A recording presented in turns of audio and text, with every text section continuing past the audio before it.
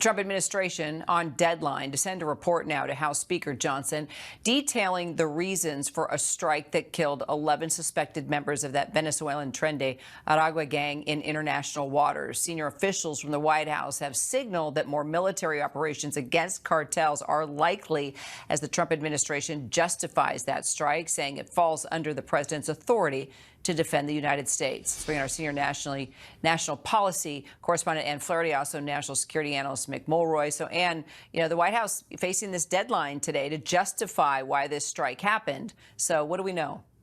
Yeah, that's right. So under the War Powers Act, the president is supposed to tell Congress if it's sent U.S. troops into any kind of hostilities.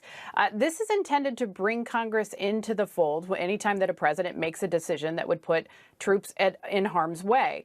But something like this, we know that President Trump is likely going to argue, look, the U.S. national security is at risk. I have the power to do this. The war powers debate has been raging for more than 100 years. Whether or not a president should give Congress some sort of control in deciding matters of war and peace. I don't see a lot of lawmakers pushing back on this. Certainly not the Republican-led Senate or House on this. They are going to say that the president needs to do what he needs to do. Mick, are we officially seeing a new war on drugs here? Kara, it does look that way, and it's important to point out that the U.S. has been preparing for this since they've essentially announced several of these drug cartels, mostly linked to the Maduro government in Venezuela, as foreign terrorist organization.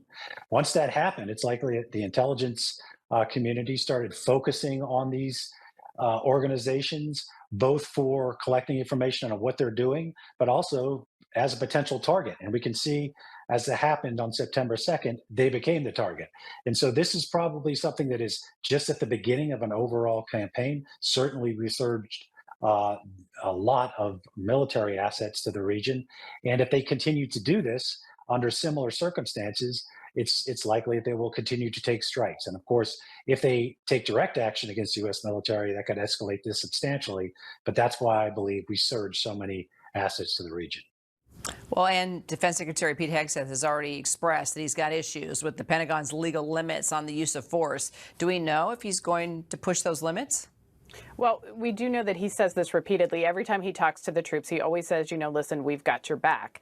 And there are a lot of questions about what exactly does that mean? Because as you mentioned, there are laws that govern armed conflict, international laws and U.S. laws. But of course, the president and Pete Hegseth have said, we want to loosen those rules. And we know that, essentially every administration makes these decisions, these game time decisions about whether or not to strike a boat, for example, in the South Caribbean.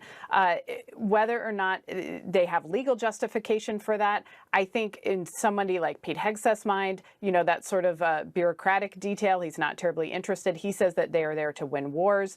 And every time he says this, Kara, he gets cheers from a lot of his audiences who are troops.